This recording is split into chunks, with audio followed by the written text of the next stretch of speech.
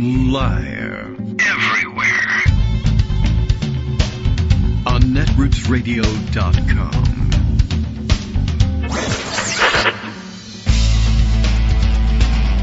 David Waldman.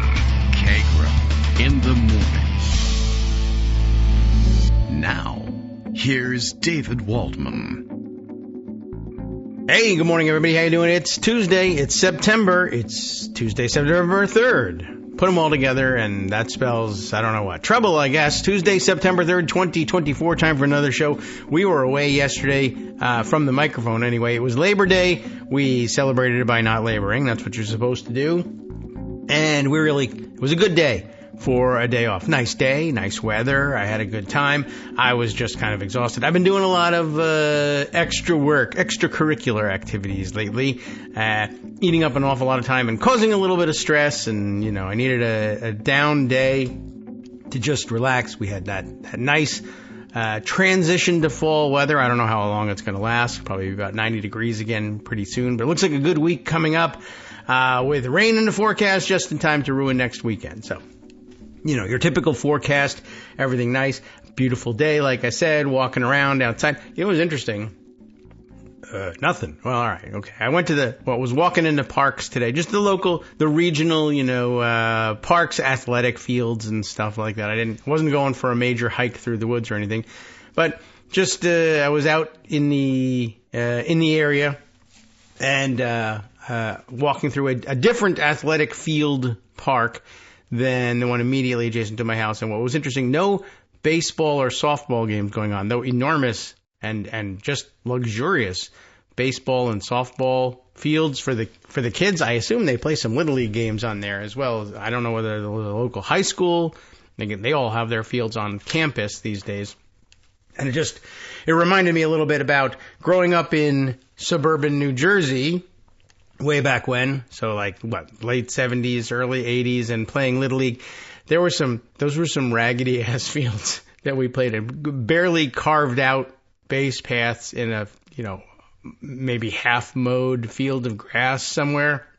It was it was sufficient for what we were doing. We're in 3rd, 4th, 5th grade baseball players, but these fields are fantastic, and actually reminded me a little bit of seeing the Bad News Bears movies when I was a kid, and seeing what I guess supposedly Little League baseball was like in California leagues.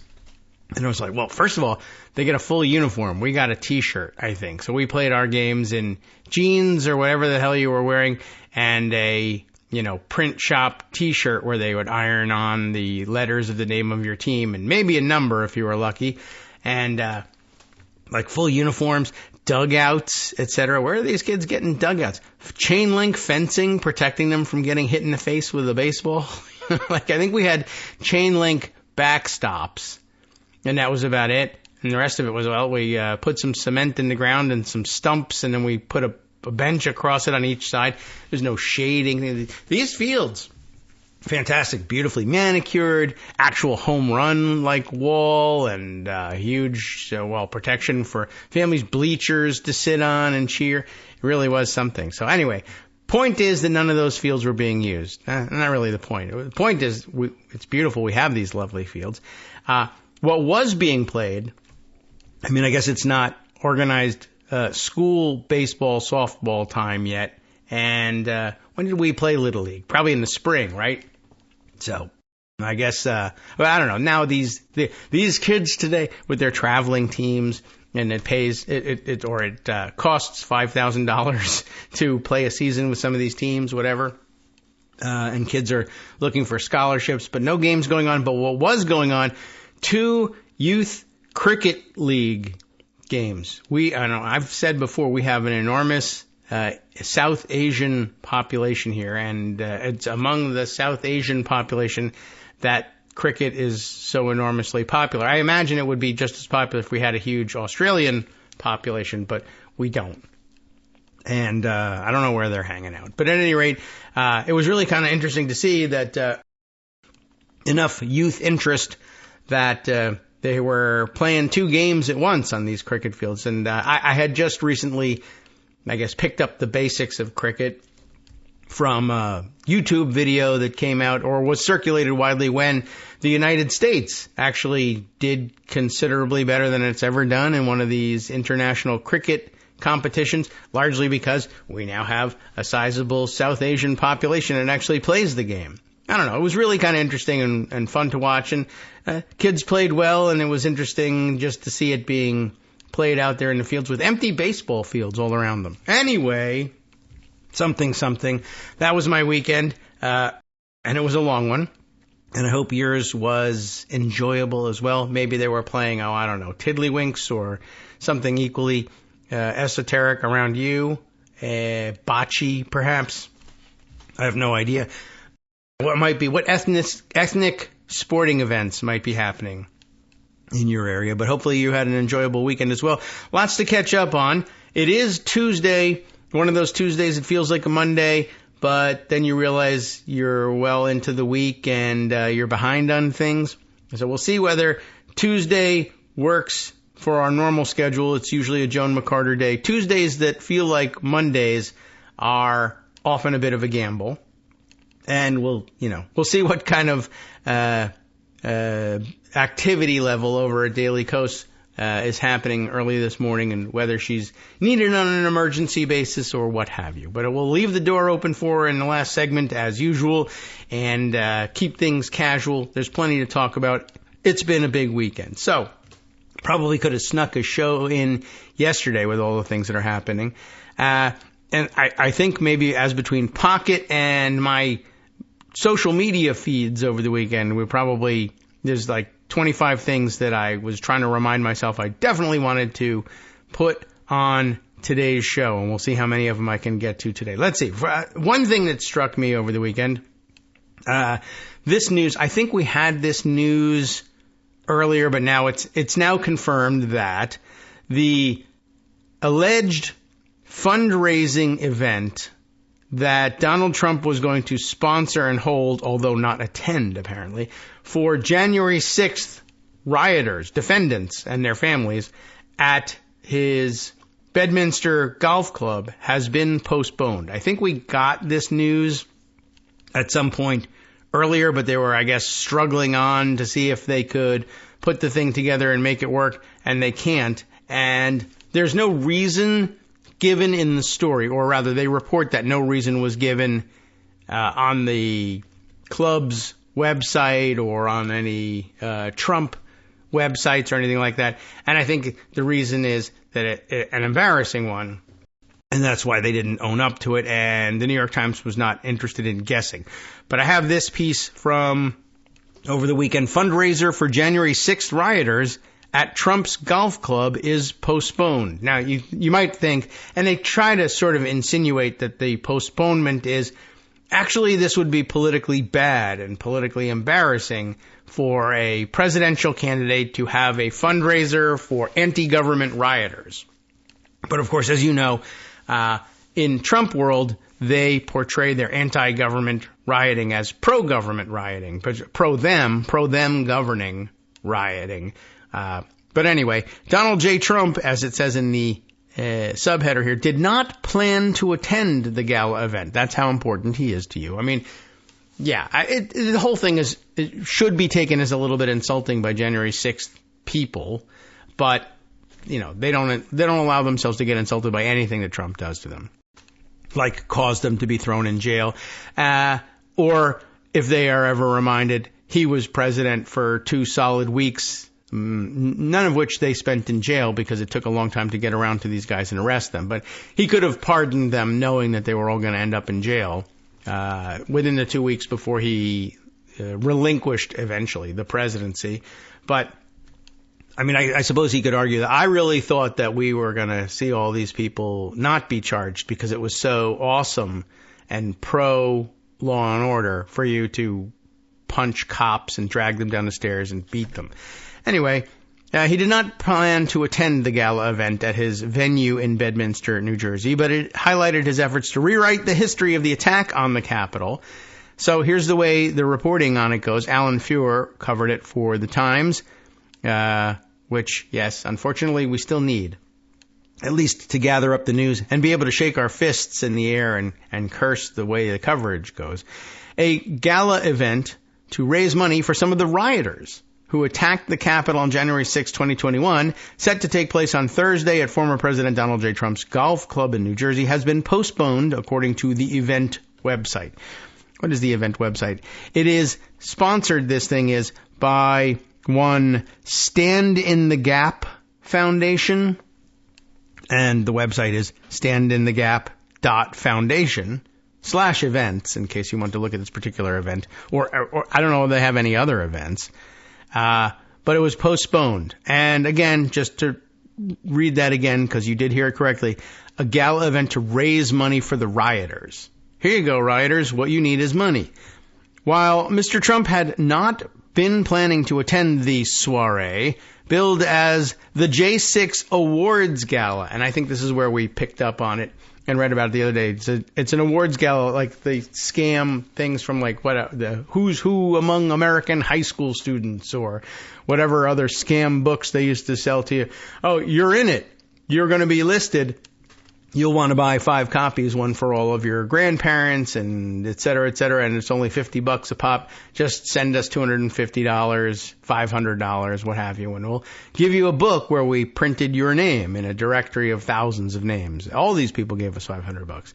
Well, anyway, the J6 Awards Gala, the event attracted attention for the way it reinforced the strong connections Trump, has maintained with those who stormed the Capitol on his behalf at an awkward moment, just as his campaign to return to the White House enters its final stages. Of course, Trump people don't consider that to be an awkward moment. This is something they're leaning into.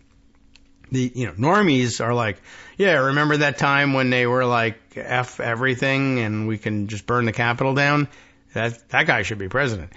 The event's website did not provide a reason for the delay or mention a new date when it might take place, but the primary planner, Sarah Maccabee, it's M-C-A-B-E-E, Maccabee, who, not Maccabee like Judah Maccabee, but maybe they're named after them, I don't know, who runs a nonprofit organization, which probably should be investigated about its nonprofit status, called the Stand in the Gap Foundation.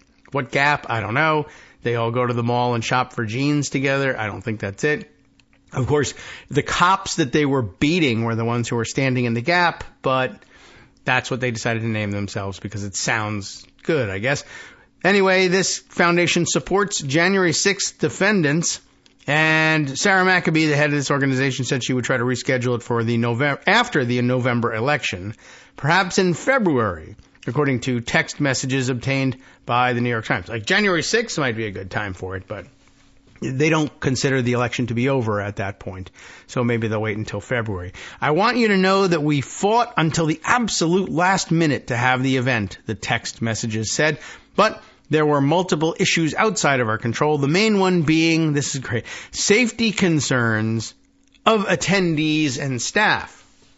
Now, I have my doubts about that one, safety concerns of attendees and staff, although you could argue, well, this is a gathering of violent felons. This really shouldn't happen anywhere, and I do have concerns about the safety. Now, I guess before I even get to the rest of this crap about these idiots and the stupid event, I will offer you my guess. My guess is that the Secret Service, fresh off of having Trump shot right in front of their faces, is probably not wild about the idea of allowing a gathering of convicted violent felons in one of his houses. Now, certainly not in close proximity to him. It's said in here that he was not planning to attend the event, and that's fine and dandy, although, he's weird and unpredictable and he might be doing that and then make a quote-unquote surprise visit to the event, which should alarm the Secret Service. But even so, even without his attendance, I don't know whether any members of his family who are also still protectees are going to be in Bedminster, but that's allegedly one of his houses, and they protect that property. And again, they were probably like, this is just a hard no. Ordinarily, when you go to a place where the president could be or into a secure area that the Secret Service is responsible for protecting, I don't know whether they've just become that much more lax because he lives in Pervalago, a sex club with a a pool, and or Bedminster, which is supposed to be a golf club / cemetery / goat farm.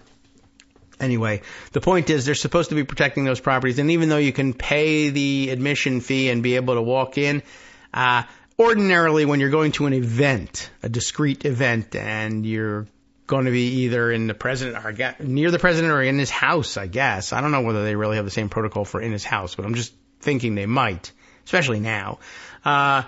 They want to have a background check and find out who you are. And I mean, one of the things they look for is this person, so let's say in the last couple of years, been convicted of a violent felony or anti-government activity or radicalism. Yes, all of them. It's an event for them. There will be hundreds of them. Should we allow them in the building? No, probably not. They probably just gave him a hard no on that. And I'm sure, to the extent that he even knows that the event is going on at all, I suppose somebody, either he or someone in his name, could have tried to push back on the Secret Service and said, no, we demand, it's okay with us. We know they're not here to harm him, like he said on January 6th, for instance, which may even have been true on January 6th. However, again, the pushback here from the Secret Service might just be, sir, with tears streaming down their eyes, you were just shot, like 5 minutes ago, someone shot you. And by the way, that person looks like they may very well have been, a right-wing lunatic, but maybe a little bit of both. Apparently, the evidence is that this person was searching for campaign events of any kind from either party that might be convenient, and that might suggest that he was interested in shooting anybody who came by. But whatever. You were just shot, and at a rally for you. So, anybody could show up at this thing. I don't know. We don't know how do we secure the premises if everybody's a convicted felon who's showing up? And I don't know. So they may have put back, and it might have been something that he probably was used to being able to tell them for various other events when he was president. I don't care what you think, let them in, or shut down get rid of those metal detectors and let people in with weapons to the January 6th speech on the ellipse. I don't care. They're not here to hurt me, whatever. And he probably thought he could pull the same thing now, but he's not president now. So, without direct presidential orders, I would imagine that the Secret Service might actually prevail on something like that, particularly, if this does not impact the candidate Donald Trump's schedule in any way. It's just simply we're responsible for securing these grounds, and there's no reason, and it's possible that if he were in attendance, they might even bend the rules at his request. I don't know, but if he's not going to be there, maybe it's even harder to get them to bend the rules. So just wondering, and, also like a room full of anti-government wackos who are convicts, violent offenders, and some of whom actually realize I could have escaped this whole thing with a pardon if he had got off his ass and given me one, but he decided not to. But he gave ones out to all of his friends and maybe tried to give one to himself. Who knows? But he's been doing nothing for me, but now I'm in his house. What am I going to do about it? I don't know. Could that happen? It seems unlikely, but some loony just shot him. So I thought that might come up in the discussion. Now, the background of this information, the background of this situation, Ms. Maccabee, she is the wife of Ronald Colton Maccabee, a former deputy sheriff from Tennessee, who is serving 5 years in prison after being convicted of attacking police officers, because you know how he is about back the blue, at the Capitol on January 6th. Former deputy sheriff from Tennessee, 5 years in prison for fighting the cops. The event's location, Trump's golf club in Bedminster, New Jersey, nearby Ivana's grave, highlighted the former president's attempt to normalize the events of January 6th, including by often praising those who took part in the Capitol attack.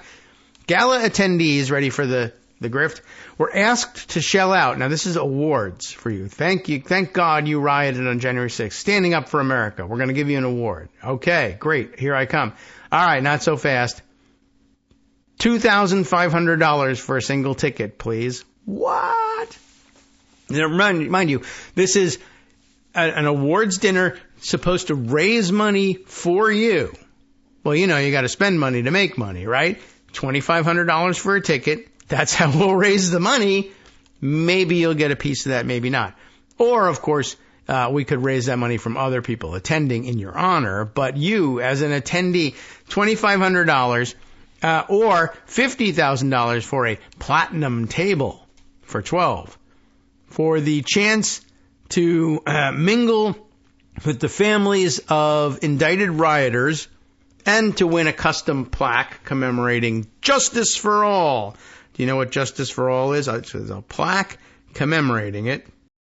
By the way, just doing the calculations here, I just wanted you to know, in case you hesitated there for a second, yes, $2,500 for a single ticket, but if you want to buy 12 tickets for a platinum table, 12 tickets, $50,000. Now, you might have said, well, wait a second, what's $2,500 times 12?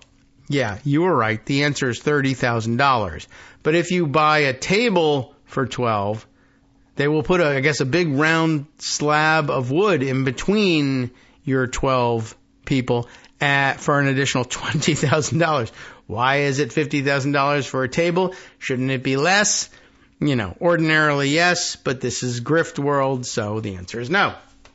All right, so you get the chance to mingle with the families of indicted rioters, which is not a great idea, and you get a chance to win the plaque. The plaque commemorates Justice for All. Justice for All is the title of a song featuring a choir of some of the most violent riot defendants who are now locked up in Washington, D.C.'s local jail, along with Mr. Trump, who is not locked up in D.C.'s jail. It's poorly constructed, reciting the Pledge of Allegiance. This is a little bit confusing. I had to read this a couple of times. Several of the defendants are locked up together in Washington, D.C.'s local jail. They sang this song, Justice for All. I don't really know what it is. I think it has, whatever. It's some pseudo-patriotic song. And then someone recorded Trump reciting the Pledge of Allegiance, the sort of thing that you say when you're like, I'm not going to attack the government. I support the governments of the United States through democratic means. But whatever. They threw that in there because it was a patriotic-sounding thing that he could do and could remember the words to, sort of. He probably had a teleprompter, might have had to do it several times. I'd love to get the raw tape of that. Anyway, they, I guess, mixed that in with the song. So Justice for All is a song that featured a choir of some of the most violent defendants who are locked up together in Washington, D.C.'s jail, mixed with the tape of Trump reciting the Pledge of Allegiance. Now, Trump should be locked up in the jail with them, but he's not. Now, the featured guests, and so what were you getting, right? You got a chance to win a plaque commemorating the song. What does that even mean? You don't get a copy of the song. In the old days when you could give you a CD of the song or something like that, now nobody wants that. All right, you can download a file, not very exciting.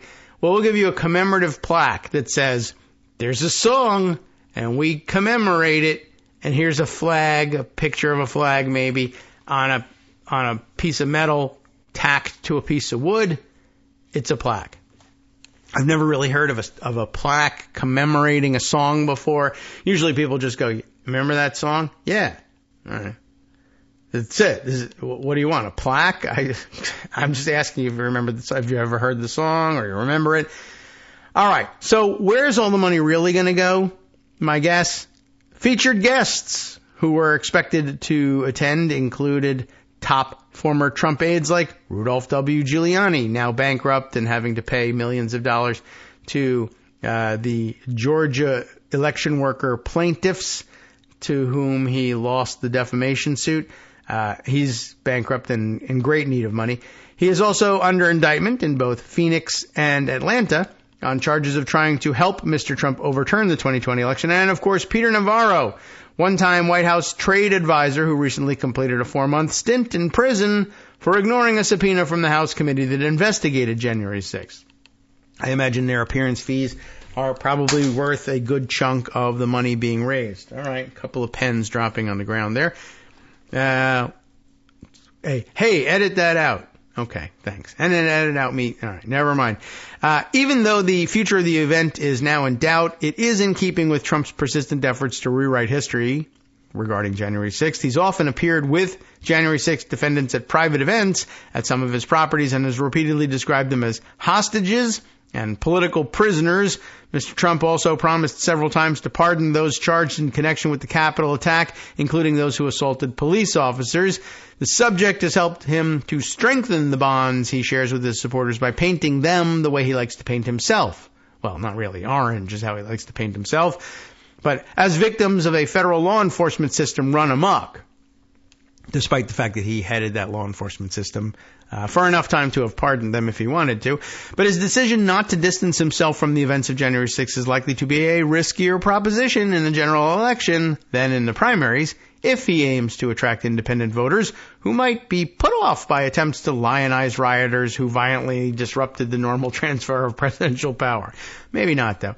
Mr. Trump himself is, of course, facing multiple conspiracy charges in connections with the event of January 6th, re-indicted on new charges last week by federal prosecutors who sought to reframe their allegations to comport with the Supreme Court's recent ruling granting former presidents a broad form of immunity for official acts taken in office. This is not one of them, of course. But what the hell? And in fact, the same day that the fundraiser in Bedminster had been set to take place, a hearing will be held in federal district court in Washington to determine how to assess the effect of the Supreme Court's decision and what effect it will have on Mr. Trump's case. All right, well, it's getting close. I think this thing was supposed to take place on Thursday, which I guess is September 5th, coming up this week. And starting tomorrow marks 2 weeks until his sentencing in the New York case, unless that gets thrown out the window, too. Hi, I'm Scott Anderson, the guy that writes the daily summary for this show, Kagro in the Morning. Thank you to everyone that supports this show.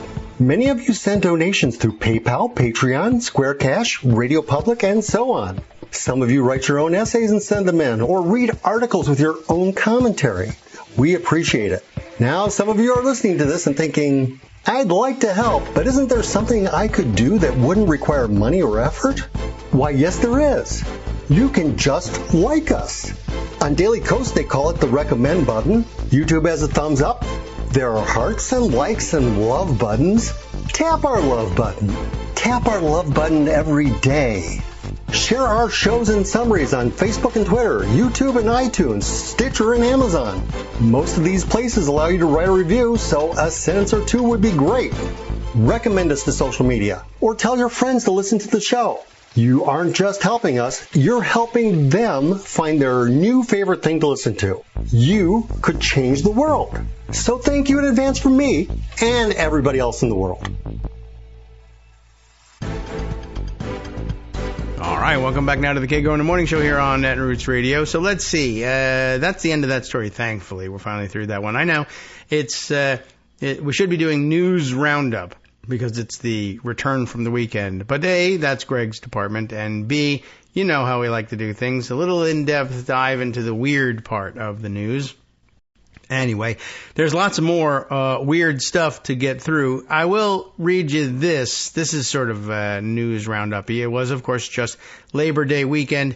I thought this was an interesting observation made by the UK Independent on this. Of course, over in the UK, not part of the United States, and yet watching the American election with intent, let's say, and trying to find out, well, okay, just how crazy are these Americans, and what are the chances that the whole thing falls apart with, I don't know, either the election somehow of Donald Trump, or worse still, the election of Kamala Harris, but the attempted overthrow of Kamala Harris's transfer into power by MAGA forces. Anyway, it seems less and less likely that the Trump forces will win the election outright. Not that you should get complacent about it, but just in terms of doing the things that they need to do to give themselves a fighting chance to actually hold on and win now that momentum has shifted. They're just not doing it, which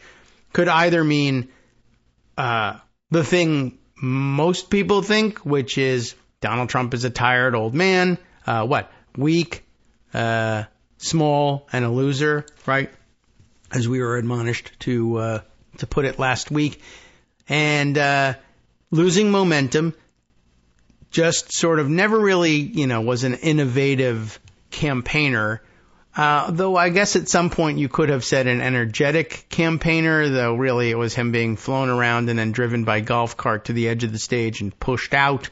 And then he would dance, sway back and forth and punch the air when they played YMCA. But he's putting a time in on the speeches, right? Too much. But all he has to do is stand there and read the thing. So, okay. Wasn't the most energetic guy, but as it turns out, I like this headline, The Independent writes here. Harris and Walz blitz the blue wall while Trump phones it in on Labor Day. Trump so far has a relaxed schedule, while Harris is leaving nothing to chance in Wisconsin, Pennsylvania, and Michigan. Those are good places to leave nothing to chance. Eric Garcia is the reporter for The Independent on this one. Do we get treated to the full article here? Or no, we might have to read the pocket version of it here.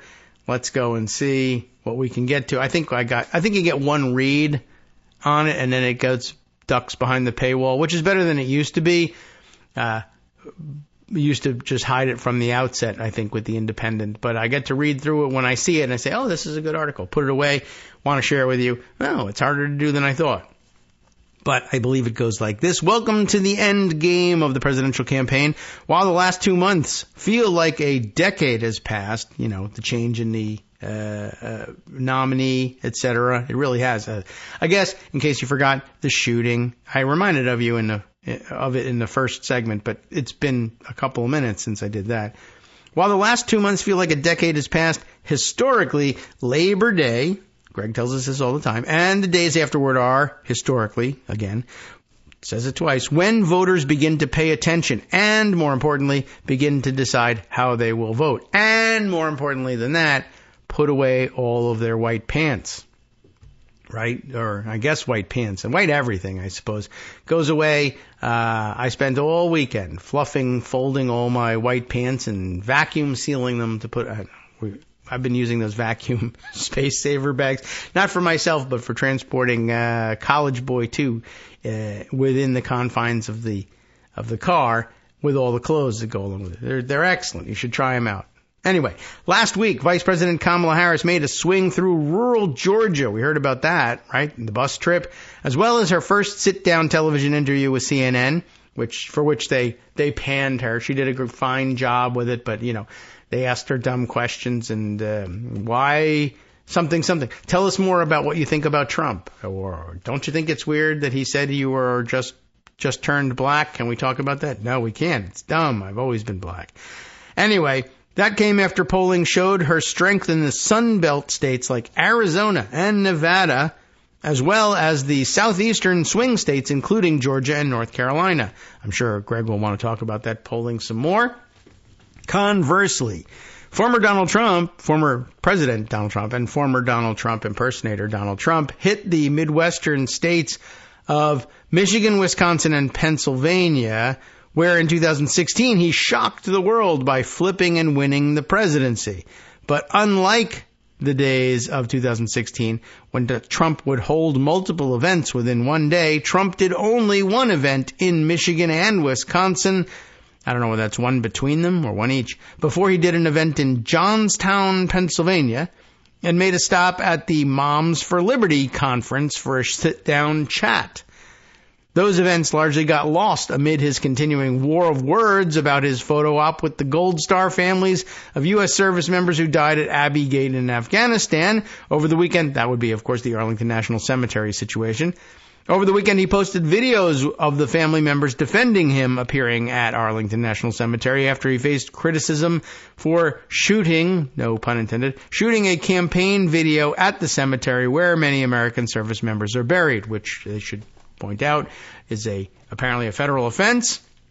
And we ask once again, as Greg put to us last week, why is he not being called back to New York as being in violation of his probation pending sentencing? But maybe they figure they're going to have him before them soon enough. Similarly, Trump's scattershot positions on abortion and in vitro fertilization have also led him to receive criticism from his own base. The IVF thing, really kind of interesting, the way that's developing. And have you heard that one yet? I mean, this is really weird. There's two things going on. One, of course, the IVF thing, where Republicans were attacking IVF, and because of the pro-life evangelicals that they need to support them, have always actually kind of, sometimes vocally, sometimes quietly, opposed IVF because, of course, it creates additional embryos that are, some of which are implanted and then successfully carried to term for couples undergoing fertility treatment.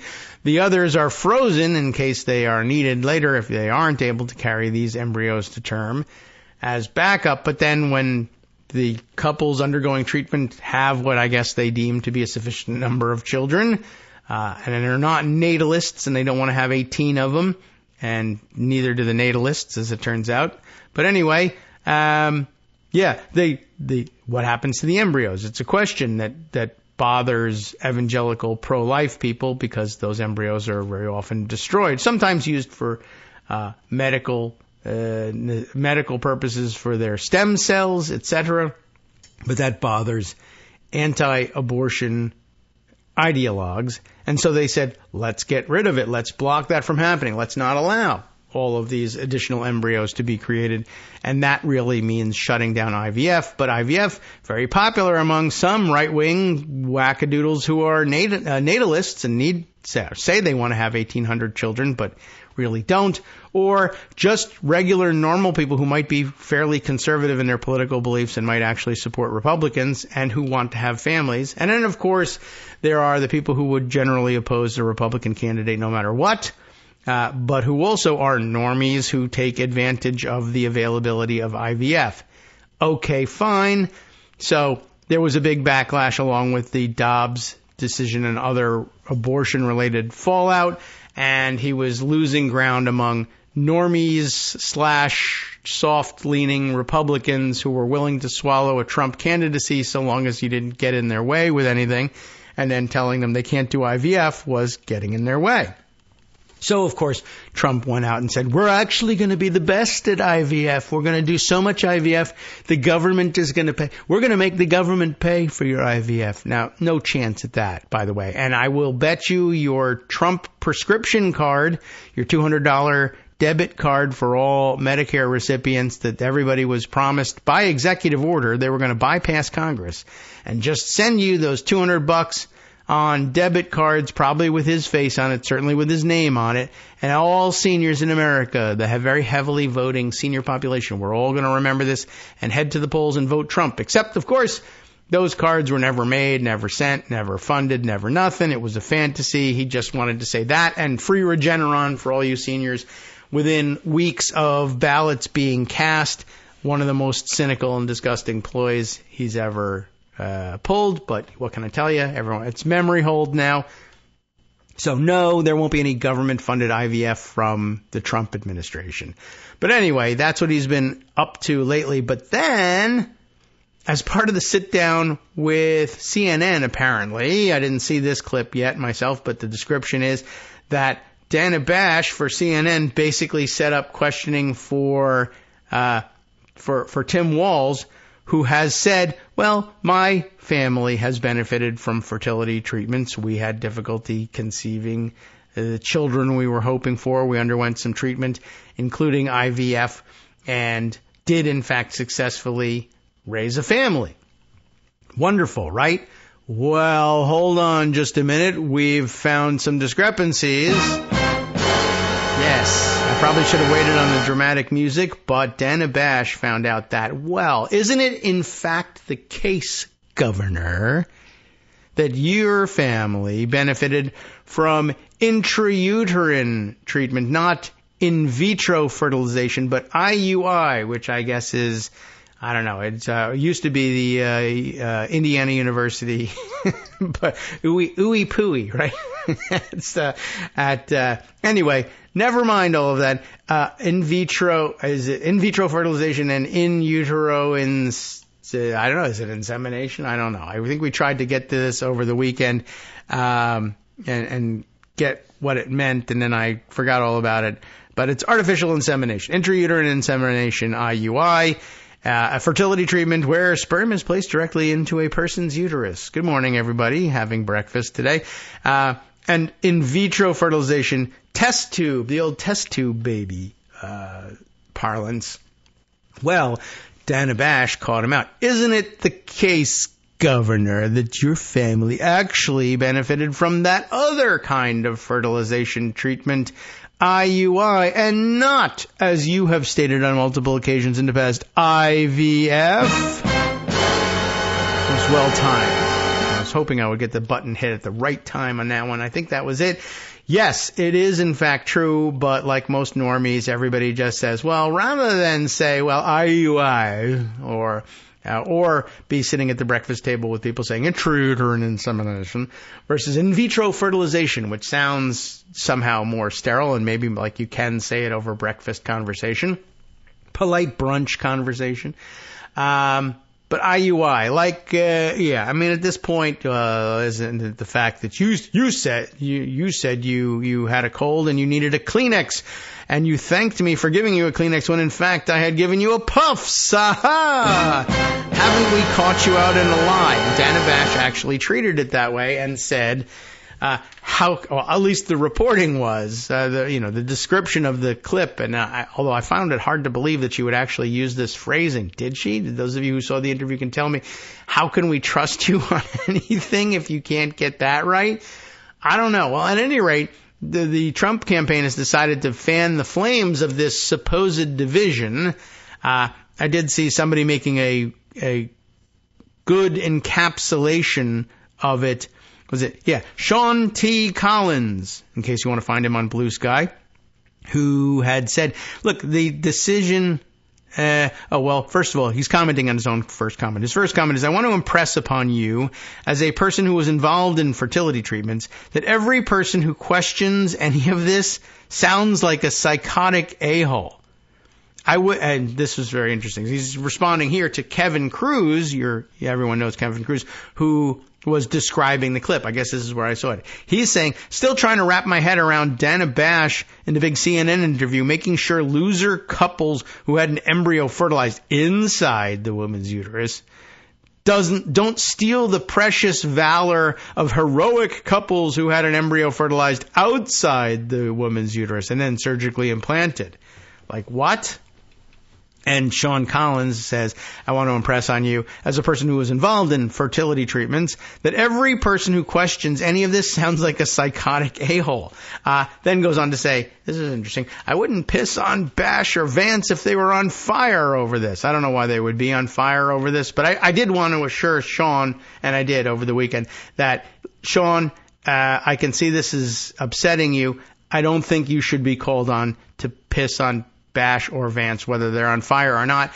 I'm pretty sure we can find other volunteers who will gladly step into the breach and piss on them for you if you're too annoyed to actually do it. And then, as he points out later on, the decision by the Trump campaign and its abettors in the media to create a divide between IVF and IUI families, where not only had no such divide existed, but the idea hadn't even occurred to anyone. This is one of the most loathsome things either outfit has ever done this campaign, and that is saying something. And he keeps doing things that I can't believe are so loathsome, but there they are. Yeah, that's really true. There's no divide. They've never fought between IVF and IUI families or thought of one as more worthy than the other. But the Trump campaign has actually got them doing this, which is really astonishing, to say the least. Is this where we were on all this? Where were we on all this? Oh, yes, right. We were still reading the reports of how the campaign went over the Labor Day weekend. That's how we got to this thing. Right. So we were saying that over the weekend, Trump posted videos of family members defending his Arlington National Cemetery thing and yada, yada, yada. Then, of course, similarly, Trump's scattershot positions on abortion and in vitro fertilization, that was it, have also led to him to receive criticism from his own base. But The Labor Day holiday allows for a bit of a reset, and so far it looks like the Harris campaign is the one leaving nothing to chance. On Monday, that was yesterday, Harris was set to campaign in Michigan, a state that essentially set the parameters for the labor movement, before she heads to Pittsburgh with President Joe Biden. Biden famously earned plaudits from organized labor when he marched in a picket line last year during the United Auto Workers strike. Meanwhile, Harris's running mate, Minnesota Governor Tim Walz, departed from his home state and was set to campaign at Milwaukee's Labor Fest in Wisconsin. Why? Labor Day, right? Democrats have long been afraid of losing Wisconsin ever since Hillary Clinton failed to campaign there. Remember, they grilled her over that. And Mandela Barnes lost his Senate race to incumbent Ron Johnson in 2022. Walz will later engage on his first solo tour of Pennsylvania. Incidentally, one mark against picking Walz over Pennsylvania Governor Josh Shapiro was that Shapiro would help lock up Pennsylvania, another blue wall state that Trump flipped and where he has considerable appeal.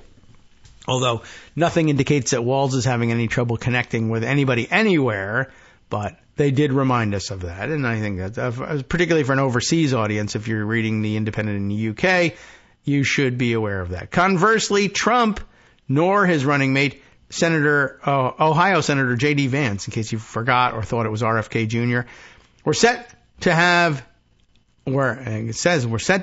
any public events. I guess not set to have any public events on Labor Day, despite the fact that both have tried to refashion the Republican Party as the pro-worker party. Indeed, when Vance spoke at the International Firefighters Conference, he was booed the day after Walz spoke to them and received a warm welcome.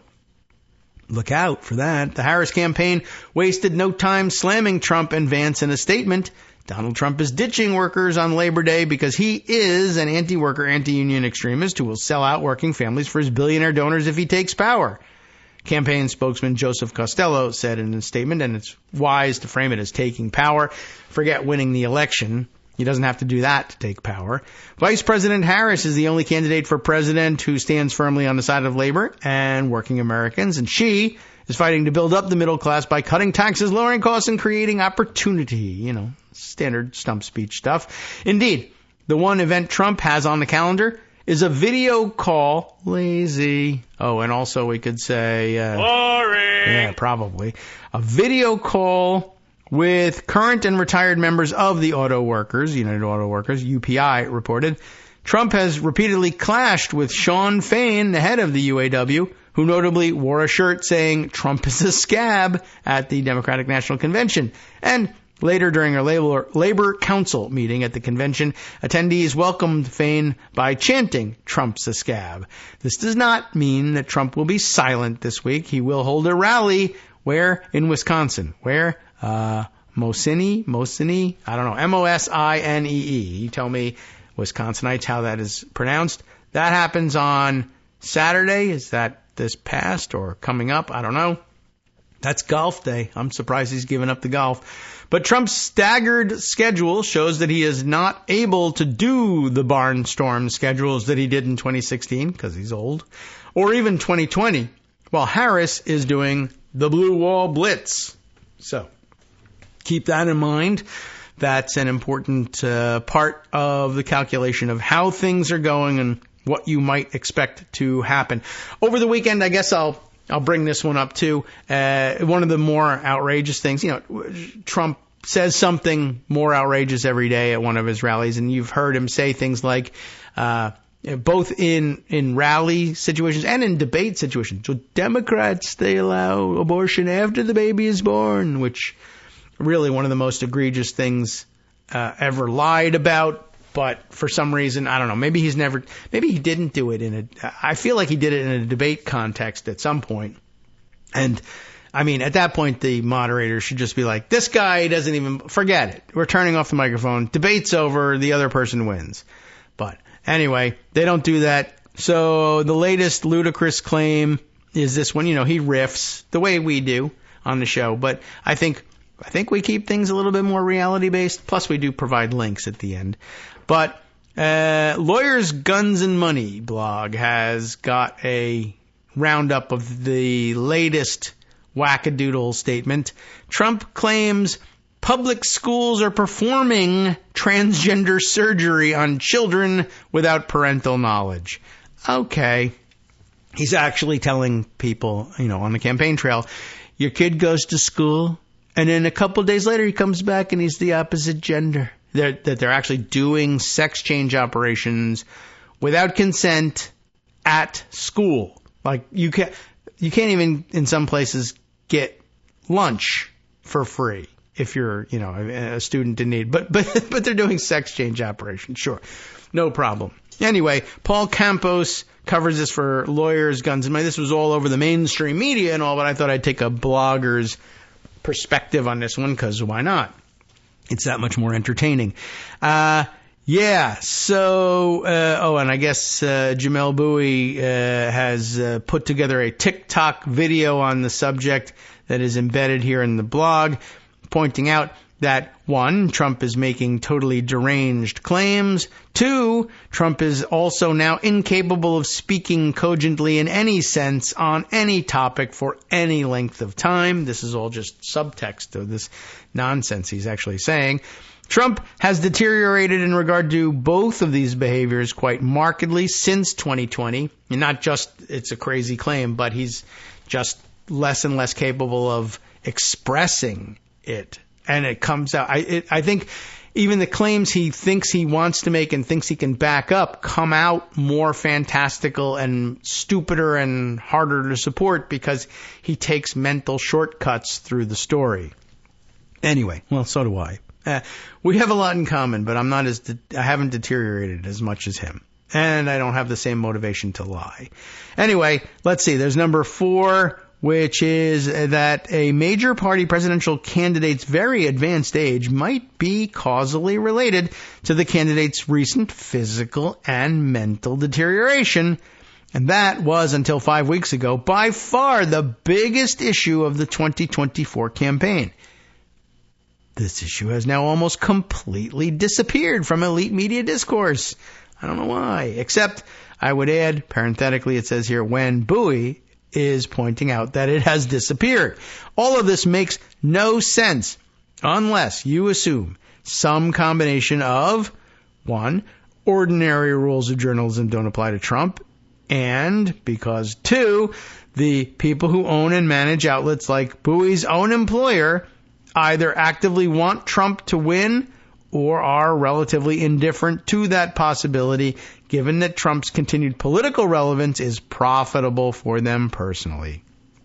So that really wraps it up. I mean, in addition to the fact that he said this stupid thing, and I don't think it even quotes him in this one, but yeah, basically it was just that. Your kids go to school, and then all of a sudden, and I think I probably retweeted the comment at some point over the weekend because it was so insane, but there you have it. Have I passed it in my scrolling by or not? Anyway, it's just insane. One of the most just ludicrous things he's ever uttered. And I know it's difficult to keep track of which ones are the most insane, but that's definitely up at the top of the list somewhere. The idea that, oh yeah, sure, kids are getting sex change operations unknown to their parents at school. They're going to school as boys and coming home as girls and vice versa. Yep.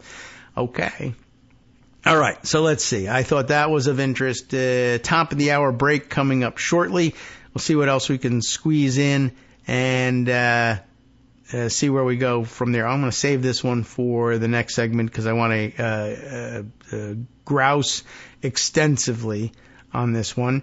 But let's see. Why not? Well, since we were talking IVF, we can start with this and perhaps continue it on the other side. But I thought an interesting take on the IVF thing from, if it'll load up here, Alt-Right Delete newsletter. Yes, no, not going to load on me. I don't know why. From Melissa Ryan. Everyone knows Melissa. Oh, I hope we all know Melissa Ryan. Everyone, I think, probably listening to the show probably was following her or seeing lots of her comments back in the old Twitter days before it turned into a Nazi bar. And if you're not following her over on Blue Sky, you ought to be. Trump has a big IVF problem. Just thought I would read through a little bit of this before the break to see if I got the total perspective on it. Donald Trump is desperate. How desperate? Desperate enough to blow up his own coalition and ignite a civil war among his own base. Grab some popcorn. It's going to be a fun one. As you know, IVF has always been a problem for Trump's campaign and the Republican Party. We explained why a little earlier. An overwhelming majority of Americans support it, but the evangelical base that underpins MAGA is staunchly opposed. Trump and Republicans falsely claim to be in favor of IVF until it matters, of course. Just a reminder of the legislative history here. When a bill supporting IVF came up for a vote in the Senate recently, Republicans, including J.D. Vance, blocked it. Politically, it's an impossible needle to thread, but it hasn't stopped Republicans from trying to hoodwink the public about what they actually support. On last Thursday, out of nowhere, Trump decided to up the stakes. He announced a new policy for his campaign. If elected, he claims he'll force insurance companies to pay for IVF treatments or that the government will pay for it. Trump framed it in a way intended to appeal to followers of the false great replacement conspiracy theory, saying we want to produce babies in this country, right? So doing a little of the natalist dance. At least he's got a better claim to it, as he's got, 5 kids? These 3-kid natalists are getting on my nerves. Yeah. Oh, also, by the way, I've been thinking about the weird overlap between natalists and raw milk activists who, as Talia Levin has pointed out here, apparently the infant mortality rate was cut in half when they introduced pasteurization for milk, but somehow the natalists want all their raw milk back. I don't know how that's going to work. Anyway, Melissa was saying there's no earthly way Trump could make the government pay for IVF, and I am way late on the music here, so awkward exit at this point. No earthly way that they could make the government pay for it, even if he wanted to. No Republican would vote for it. Trump knows this, but he also knows how underwater he is with women, particularly suburban women. Abortion is a big loser for him, and looking for a way to find his way back to the surface. We'll be right back after this. All right, welcome back now to the Kagro in the Morning Show here on Netroots Radio. Once again, we'll be fixing the music, I hope, in post, as they say, over in Hollywood. I think it's actually a relatively easy thing to do now that I have an awesome editor, but so you may not notice. And so all of this talk is useless to those of you listening on podcast. I hope you just think I'm crazy or nitpicky about how perfect the music really is. Okay. So I was reading through Melissa Ryan's writing about the IVF problems that Trump has, and we're hitting on all the same highlights, but with much more organized thought. And thankfully, we have others to lean on for organized thought. So as I was saying, on Thursday, out of nowhere, Trump decided he was going to, as he frequently does when it comes to policy, either announces it on Twitter or now I guess on Truth Social, or just blurts it out somewhere, and nobody has done any homework or background work to prepare for such a policy, and it is in fact impossible to execute such a policy, which is in part why nobody has done any groundwork on it, but also he doesn't share his thoughts with anybody ahead of time so that they can be ready. It is a very telling thing about Trump that he thinks this is the way the presidency operates. Of course, one, he thinks he occupies the presidency now, and he doesn't. But even when he did occupy the presidency, for whatever reason, we decided to allow him to do this. He thought, well, when I turn on the TV and I see presidents announce a policy change, sometimes it's slow in happening, but the policy change does happen. And that is usually because the presidents don't announce it until the wheels are turning on the policy, or they've announced something that's been approved by Congress, or they've announced an initiative that they're sending to Congress. They have where the specifics are written, and normal presidents don't announce these things until it's all set. It's all at least written down as a proposal that, or well underway towards being written down as a proposal that they can share with Congress.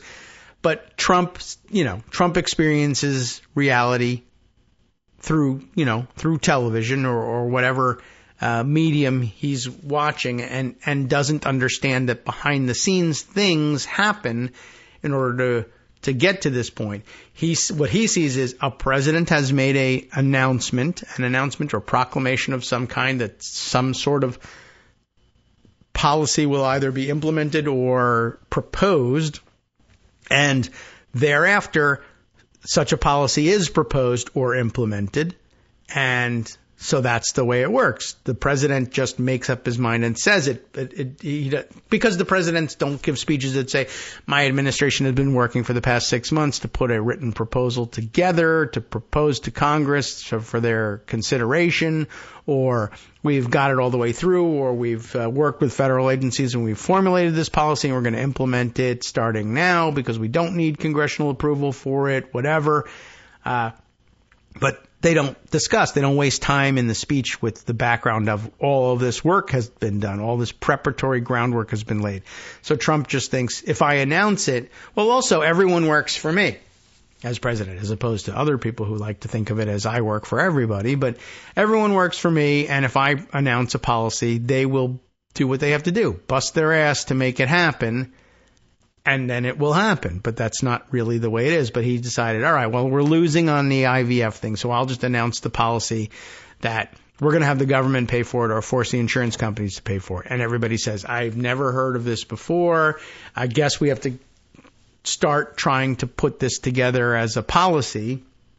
And, ordinarily, well, this would take a couple of months to hammer this out, if it could ever be hammered out. And by then, you'll know that Trump isn't the president, and it will have been a giant waste of time for those people. I don't care about burning their time. But anyway, there is, as she says, no earthly way Trump could make the government pay for IVF even if he wanted to. No Republican would vote for it. Trump knows it, but he also knows he's underwater with women, particularly suburban women. Abortion is a losing issue of titanic proportions for the Republican Party. See the midterms of 2022. But evangelical voters still have the stronghold, a stronghold on the party. This is where it gets fun and, of course, weird, because everything is weird. Many of Trump's Silicon Valley backers, the same ones who foisted J.D. Vance on his campaign, identify as, we said before, natalists. Yes, they have a bizarre obsession with raising the birth rate and spreading their DNA, and IVF is a tool at their disposal. Elon Musk, himself a natalist and father of at least 12 children, which we sometimes forget about, but at least he's doing his part as a natalist. These natalists who get written up in the papers. Anyway, this natalist, Elon Musk, tweeted, "This is cool," about the policy. One of those people who wants conservative government and yada yada and cut spending. Free IVF even for billionaires. Sounds cool. He likes this one. Great. Now, it's worth noting that many Silicon Valley natalists, as well as Silicon Valley investors generally, have invested heavily in reproductive technologies. And Melissa says, I'll take it a step further. Trump announced this policy the same week that J.D. Vance publicly asked his Silicon Valley mentor, Peter Thiel, to get off the sidelines and support Trump's flailing campaign with some cold, hard cash. Trump also announced the policy at an event moderated by former Congresswoman Tulsi Gabbard, who remains extremely popular with the Silicon Valley crowd. Watching the various factions of the MAGA movement digest the news and freak out is highly entertaining. The evangelicals they may also not be winning, but they aren't willing to let this slide to gain a Trump win. Trump's comments about the Florida abortion ban this week, trying to be too cute by half, didn't help matters. They're mad as hell, and they're okay with that anger being made public. What are we talking about? For instance, Eric Erickson tweeting here in an embedded tweet.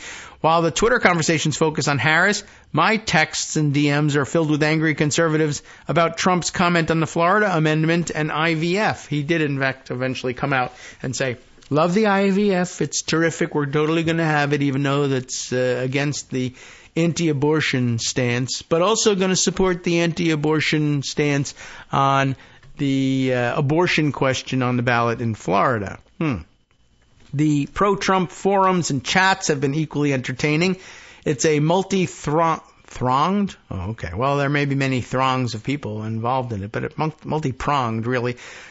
All right. Debate between folks who are supportive of IVF, including many who accessed IVF to have their own children, but don't want the government to pay for treatments. Then there's evangelicals who seem to think IVF treatments produce far more discarded embryos than they do. I mean, they're opposed to, I guess, any of them, but they have their ideas about what the number is, and I guess it's wrong. Folks who like the proposal, but only for straight white nuclear families, and folks who believe some truly weird misinformation about infertility and the resulting children from IVF treatments, including the false belief that the COVID vaccine causes infertility. It does not. Don't ding me for that, YouTube. Other idiots say that. There is zero consensus in MAGA land on this issue, and Trump's surprise proposal has created some interesting rifts. This is why you have presidential aides vet stuff before you let the president announce it. But he bypasses it and blurts things out. But luckily, he's also not the president. And anyway, let's see. As a parent of 2 IVF babies myself, this is Melissa telling us this, not me. I can't claim allegiance with either team on this one, if there are, in fact, 2 teams. Or 5, for all I know. I couldn't help but wonder, Melissa says, how Trump supporters who had used IVF to conceive felt when they learned how some of the crazy stuff their MAGA buddies believed about them and their children. Well, there are weirdos out there. What can I tell you? Trump's IVF proposal is one of his biggest cell phones. It won't persuade any pro-choice voters, and it brings choice and reproductive freedom back to the forefront of the news cycle, something his campaign surely does not want. It gives Democrats in the Senate multiple opportunities to put IVF bills, including an existing bill that would force insurance companies to cover fertility treatments. Imagine that. Put that up for a vote and have Republicans vote them down. Potentially, it will suppress Trump's evangelical base who won't vote for Harris but might feel discouraged enough to stay home on Election Day. We've got, when she wrote it, 65 days until the election. It's less than that now. If Trump wants to make it about reproductive freedom, I'm all for it. Let's do everything possible to drive that wedge right through the heart of the MAGA coalition. I hope Trump continues to give us opportunities to keep abortion, birth control, and IVF in the headlines. Kamala Harris is ready for that conversation, too. How do you like that? That is pretty remarkable. Well put. Just wanted to add that to the mix.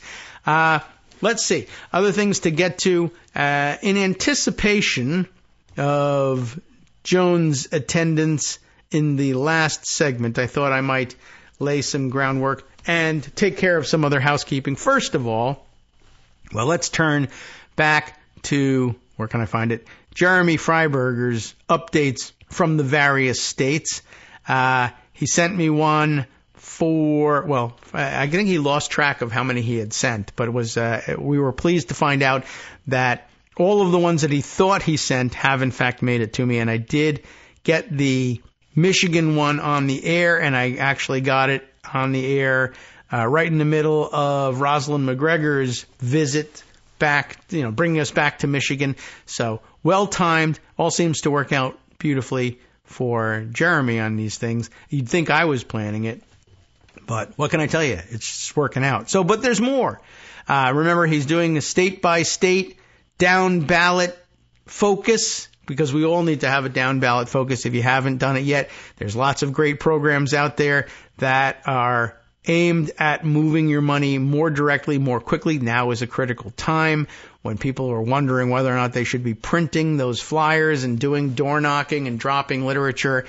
Help them make sure that the answer is yes, that they won't find themselves in a mountain of debt at the end of the campaign, hoping for last-minute donations. Much better to be able to plan with money than to hope against hope that you can raise money to pay back debt. But now, New Hampshire is in focus, the Granite State. Alphabetically speaking, the 4th state in this Jeremy Freiberger's 6-state series, looking at closely divided state legislatures, where you can do some real good with your down-ballot donations. It's Senate, New Hampshire. Well, first of all, the entire state serves in it, as you know. The Senate, not so much. Senate has 10 Democrats and 14 Republicans. They really went the opposite direction with the Senate and made it really super small. The House has 50 billion people in it, apparently. Remember, New Hampshire's a small state. 10 Democrats, 14 Republicans. That's not great. Its House has 195 Dems. That does sound good. But 201 Republicans and 1 independent and 1 other, whatever that might be, and 2 vacancies for a grand total of 400 seats. You see that? 24 seats in the Senate, 400 seats in the House. I don't really know how they did that, and they really should be working on rethinking that at some point, I think. But this is where it is. 195 to 201 with some vacancies and an independent of what kind, I don't know, an other of what kind, I have no idea. But I'm sure we could all look it up. The point is, it's very closely divided in the House, and with 400 seats up, anything could happen. And in the Senate, 10 to 14 is not that far apart either. I mean, it's only 24 seats, so every seat is really is a bigger deal. But why not aim to flip one or both there? New Hampshire's elected Republicans currently hold the office of Secretary of State and Governor. You may remember. The governor appoints the state's attorney general. It's not an elected position. Plus, both chambers of the state legislature are dominated, one by Republicans at this point, which, by the way, is called the General Court, Jeremy points out. New Hampshire's state legislature. Very interesting. Yet, the Democratic Party's presidential nominee has won New Hampshire in the 5 most recent elections. So the state goes blue when they're voting presidential. Why not for the rest of it? Thus, expect New Hampshire to be fertile ground for down-ballot Dems in November. Meanwhile, although Greg likes to say that every New Hampshire resident is also a member of the state's legislature, and so do I, one such resident has to be the state's governor. Somebody has to stay out of the legislature, I guess. And as Trump trademark Chris Sununu is termed out, the race to replace him will be fought between New Hampshire's Republican Attorney General, his appointee, I guess, and former New Hampshire U.S. Senator Kelly Ayotte, remember her? And either Manchester Mayor Joyce Craig, a Democrat, or Democrat Cindy Warmington, who is a member of New Hampshire's Executive Council, whatever that is. That's an interesting question, too. So the General Court and then an Executive Council, which is a thing. I don't know what it is either, now that I think about it, although I have heard of it before. My memory is, I don't remember what that damn thing is, just that it exists. New Hampshire's September 10th primary. That's next week. The last primary date of 2024. How interesting. The presidential primary, they insist on going first, even though we don't let them anymore. Everything else, we want to go last. It's like their general court, their state legislature. The Senate is tiny, and everybody in the world is in the House. Well, there's no going halfway, or no compromising, I guess, in New Hampshire. Well, like I said, next Tuesday, along with Delaware and Rhode Island, so it's a tie. Isn't that interesting that the smallest states have said, what the hell, let's wait until the very end. Between all the garbage we heard about the Electoral College, you got to pay attention to small states. No, it's actually the opposite. I don't know why anybody believes that about where you'll campaign given the Electoral College. But also, we want them to pay attention to us, and then we have to be early with our presidential race, et cetera, focus attention here. And all the small states say, let's be last with everything else. That is weird. Anyway, Craig has been leading in the Dem primary polls and is about even with Ayotte in the general election polling. Further down ballot, New Hampshire has 2 congressional districts, the Dem representing the 1st district. Frontline incumbent Chris Pappas may need a bit of help. You can do that through, again, the Frontline program, frontline.dccc.org.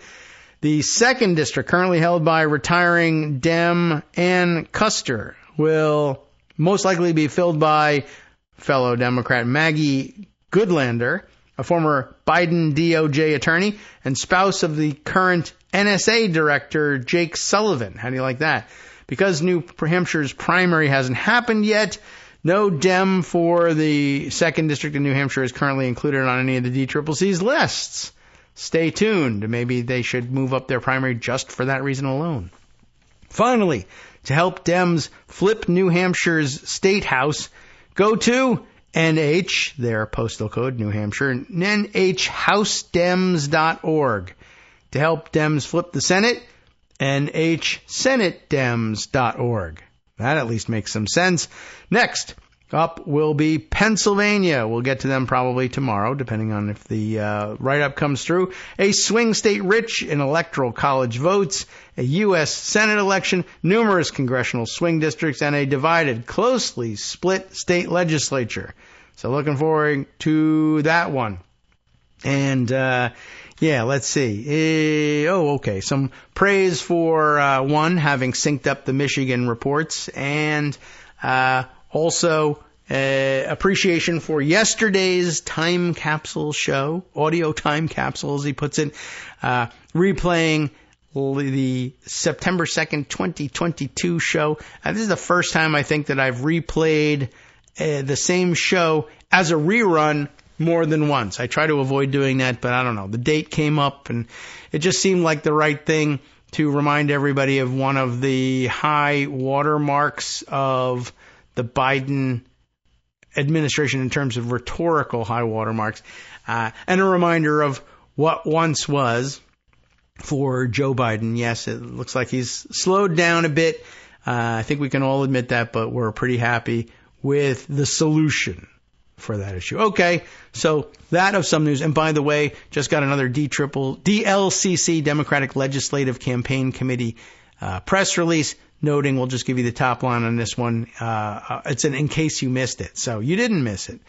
DNC invests in historic $2.5 million in that's the Democratic National Committee moving, and by the way, in case you didn't know this, the DNC is the ones that will chiefly be responsible for conducting the presidential level campaign on behalf of the party. And I know everybody sort of thinks that the DNC controls everything, and you know that there's Democratic policy making, or a Democratic president's policy can be driven by the DNC, and that's not really true.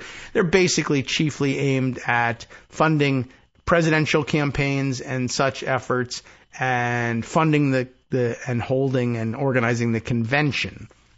But they raised lots of money in the wake of the big switch, and they're going to divert $2.5 million to the DLCC to support state legislative races.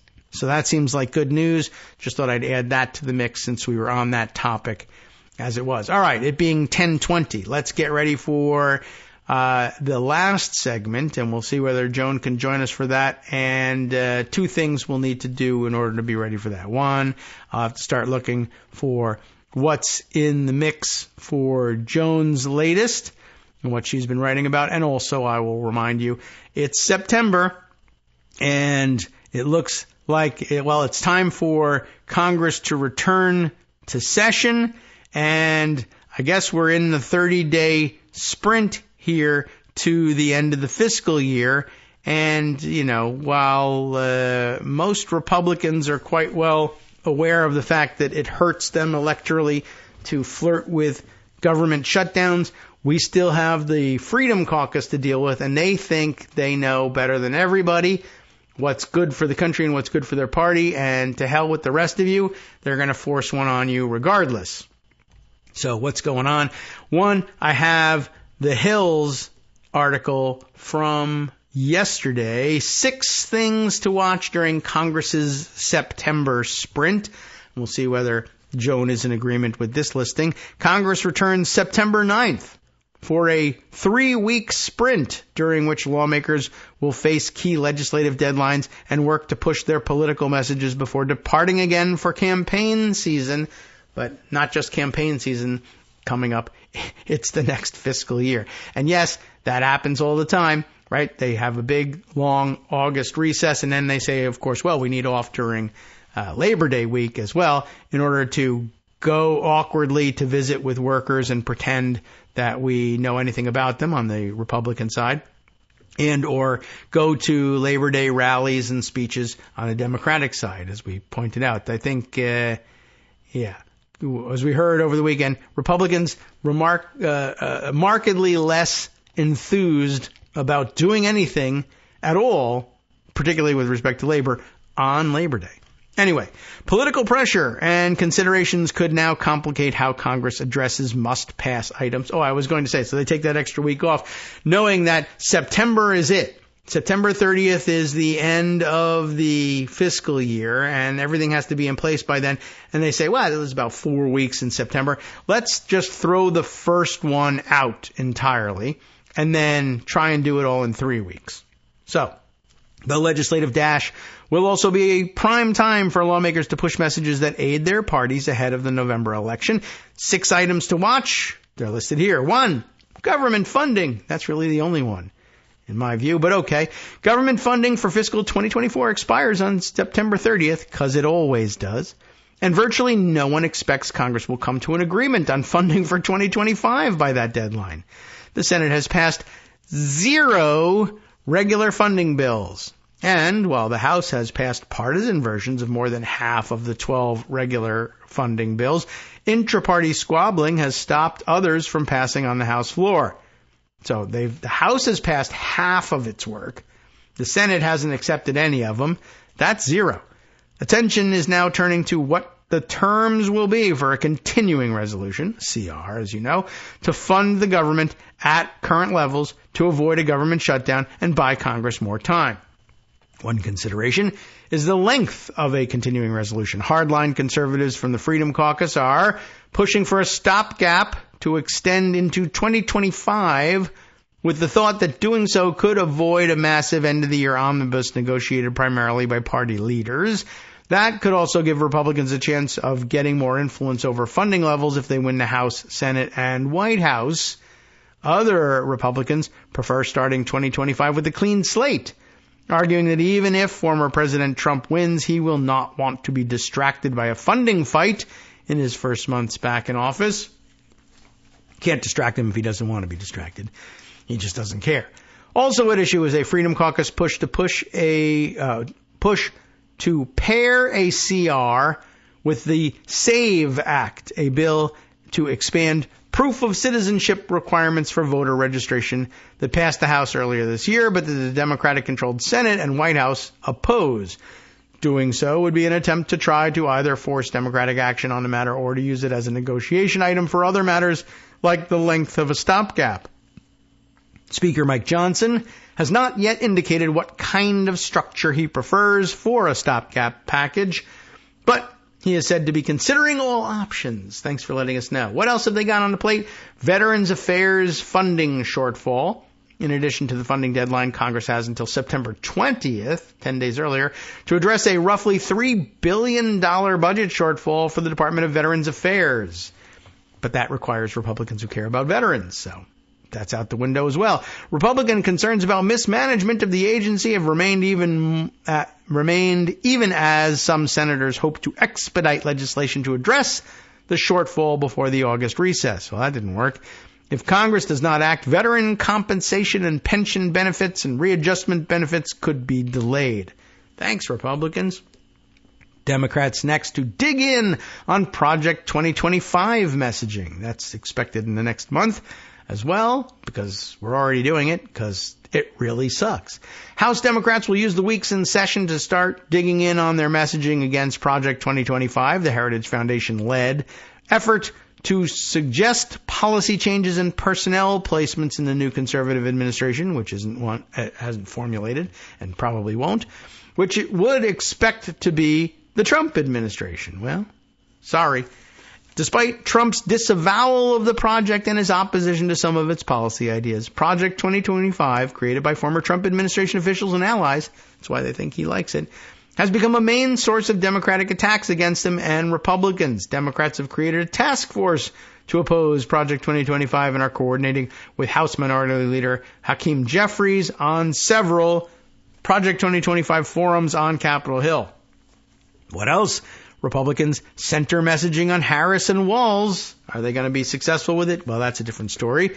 House Republicans have already started to shift their attacks and investigatory firepower from Biden to Vice President Harris and her running mate, Minnesota Governor Tim Walz. I haven't heard them actually come up with an excuse for investigating Harris yet, but the stuff they've come up with on Walz, of course, you've heard it, and it's super weak.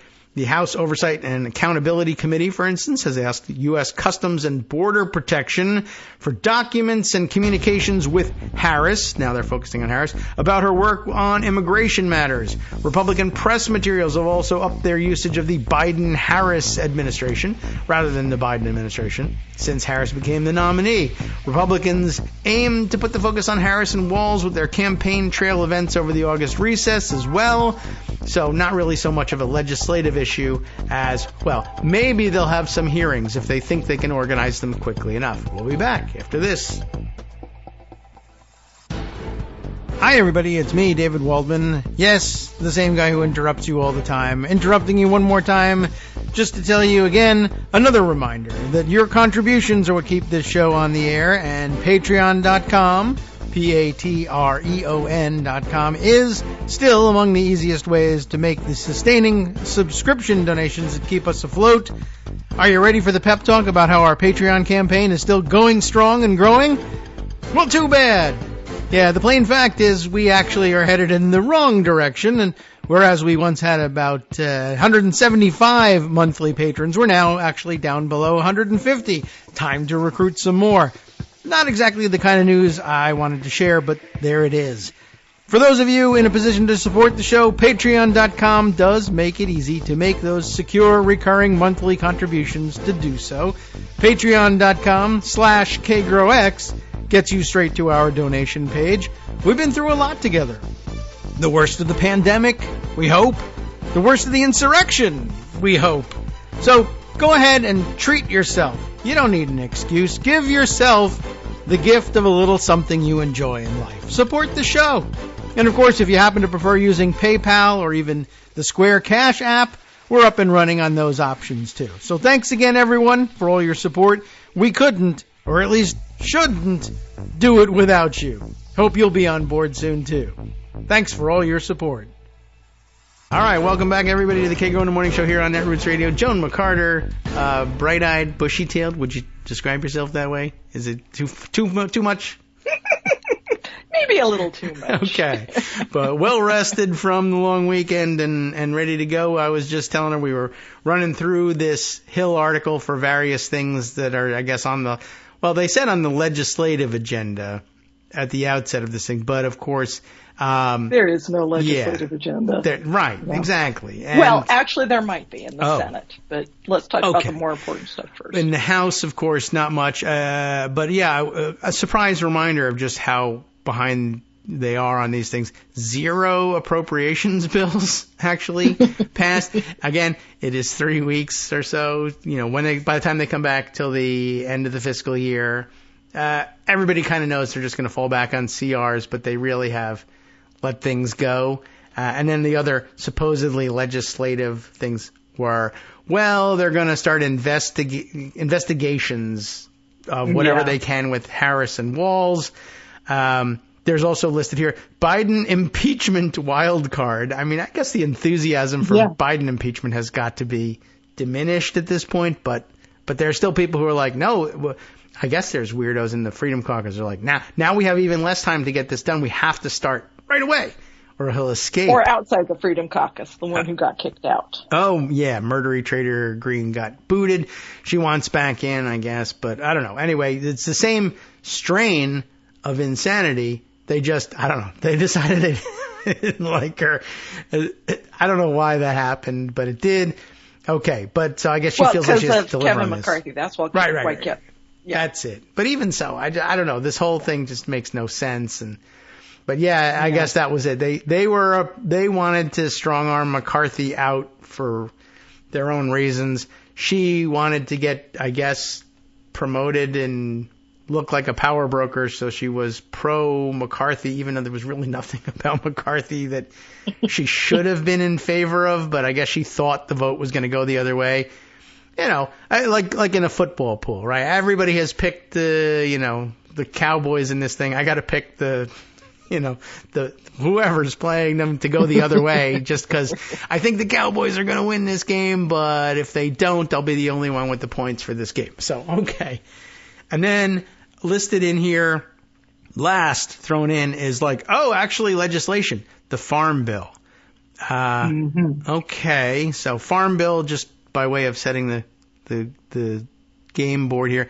Authorizations passed in the large agricultural food and nutritional program bill technically expire on the same day everything expires, September 30th. Yes. So I don't know. They keep repeating the date as though it was like some, it's some bespoke legislative arrangement that we have. No, it's every year. It's the fiscal year. Yeah. Yeah. But it does say, consequences do not actually kick in until after December 31st when dairy and commodity programs expire. Okay. Still the September 30th deadline. Likely to spur pushes from interest groups for Congress to address the Farm Bill, typically renewed, of course, every 5 years, in case you were wondering. So there you have it. Farm Bill and Veterans Affairs funding shortfall, serious things. But first they have to fund the entire government and also impeach the president and investigate the new nominee. There you go. That's the priorities. And pick a fight with the Senate and the White House on the September 30th government funding deadline. Sure, why not? They always feel like that's leverage, and there are some Republicans who think it's foolish to waste that leverage. It's just that they've never been able to leverage anything out of it without also damaging their electoral prospects. And, what can I do? They don't remember that from year to year, and they don't care. The ones who want to shut down government don't care. That's true. They are safe in their seats. They also believe that they can just steal the presidency if they want it. Right. Right. I guess that's really it. I don't worry about facing the voters because we'll just overthrow them. Oh. Yeah. Well, that's a different approach. And they're not going to get rid of me because I live in a crazy district. Right. I represent a crazy district. Yeah. I just... and I mean, it's probably true for most of them. Some crazy things have been happening in these places that were, oh no, this is solid red. Oh, actually, they actually want you to get the F out of their personal business and let them have children or not the way they want to.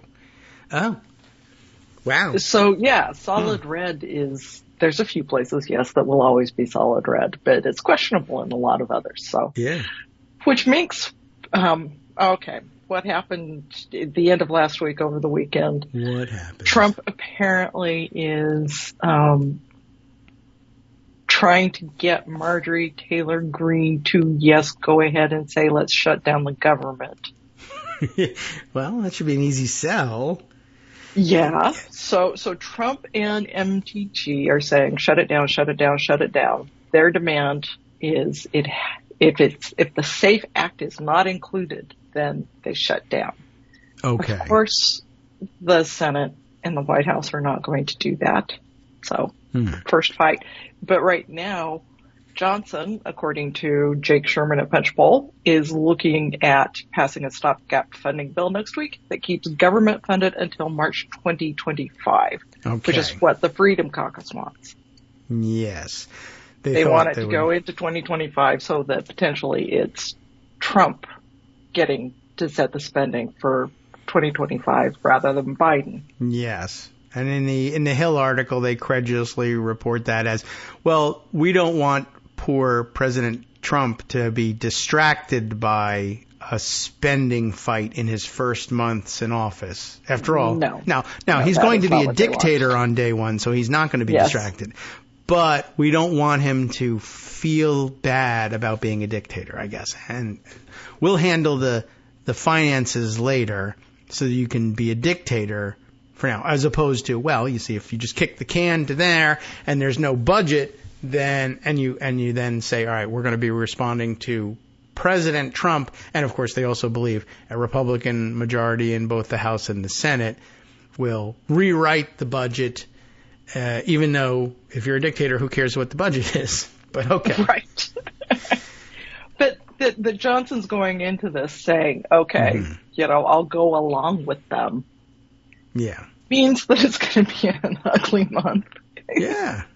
So, right. Which we already knew, but you would think at this point Johnson would say, look, as you were talking about above before I came in, there's a lot of money pouring into our states and a lot of money pouring into these races and a lot of work down ballot that's going to hurt us from the Democrats because they have all of this money and all of these volunteers and all of this organization. So you would think Johnson would have an eye on that and think, yeah, maybe picking this fight right now is not such a smart idea. Yeah. You would think. Yeah. He may, I mean, that may even be his intellectual preference, but he realizes, I guess if there's anything, maybe they have to take the L first thing, get it out of everybody's system, and move on in the other 2 weeks that they have in September. Maybe. That would be an organized thought for them to have. We gave you your shot. You had your moment. But as it turns out, and it may very well be that the majority of the Republican conference says we actually don't want, at least not a shutdown now. We want to get a CR across the line. Let's try to tie it to the SAFE Act, lose, and then do it without 2 days before the end of the fiscal year, something like that. Something like that. Or I guess they could go the shutdown route if they really don't have enough members left who remember. That always seems to work out badly for us, public relations wise. Or care. It means the Democrats are nominally in control again. Not nominally. Yeah. In reality, in control again because he needs their votes to pass government funding, and it's the same old story. But what's curious to me is that Johnson could be looking at this juggernaut of Democratic money and not just money, but organization behind a ground game with a huge group of volunteers that Harris has brought in. And voter registrations, even in red states, going through the roof among women. So, do you really want to pick this fight, Mikey?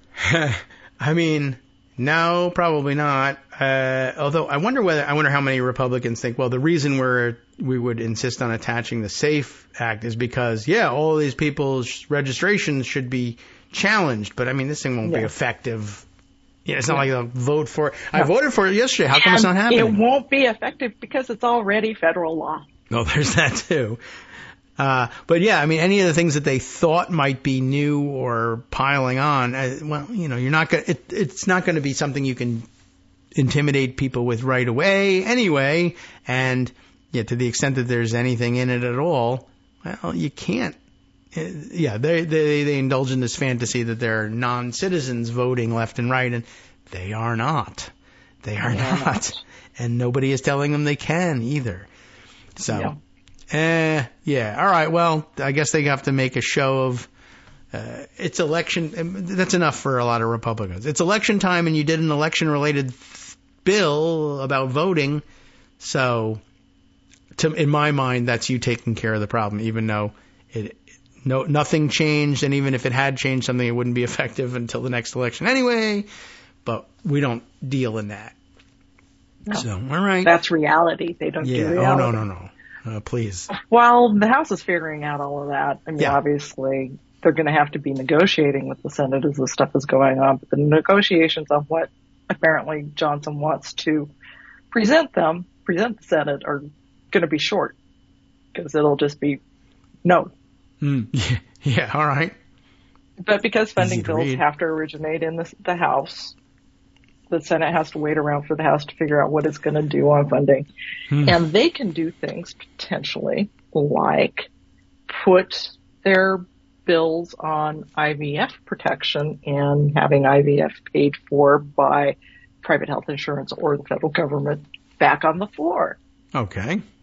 They voted on them back in June, but now they have former President Trump's, the orange guy.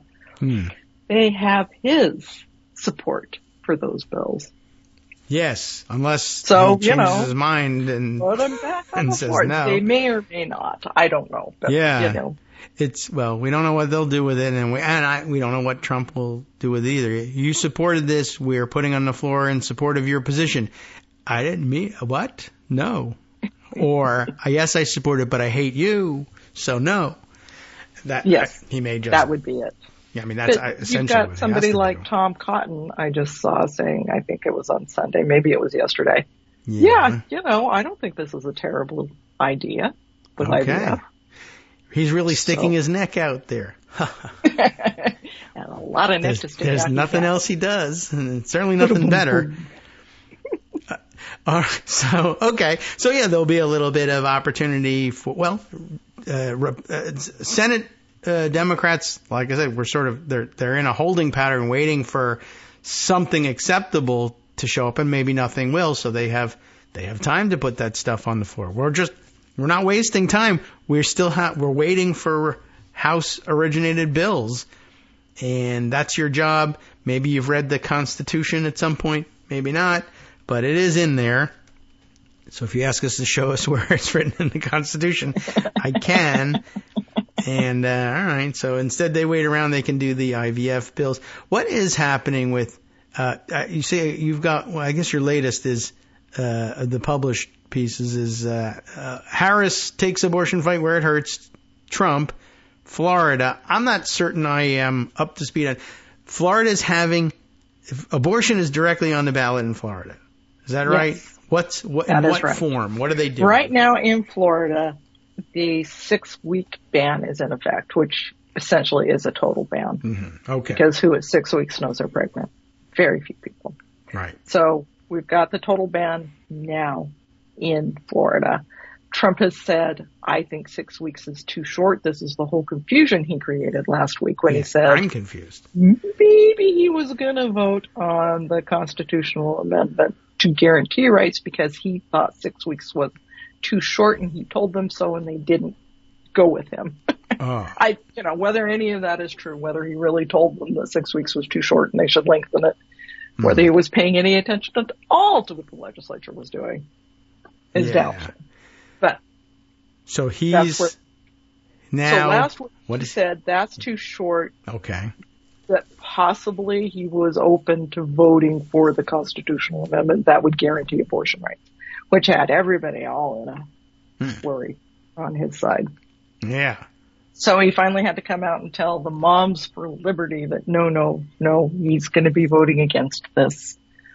I'll be voting against this liberty, moms. But I want government funding IVF. This is where he's sort of trying to split hairs.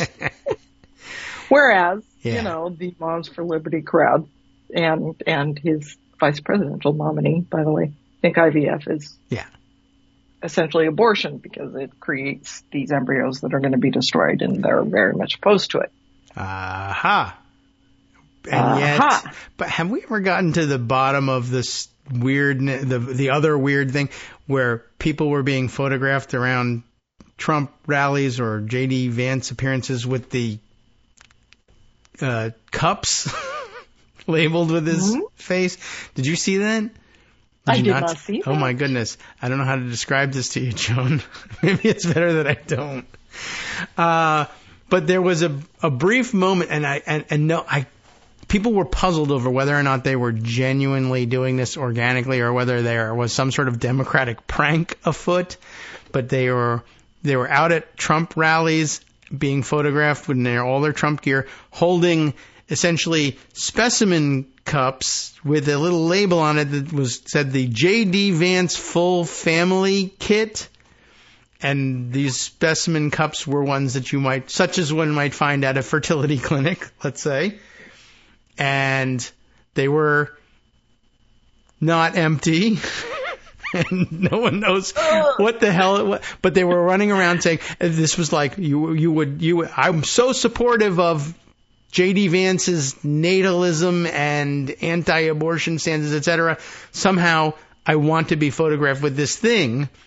And nobody ever solved whether this was something they were really carrying around, but then the campaign punched them all in the face and said, go home, or whether it was a Democratic prank to get them to think that they were supporting the campaign by carrying these things and being photographed. One of the more, like right in the middle of these guys are just weird thing, these photos were emerging.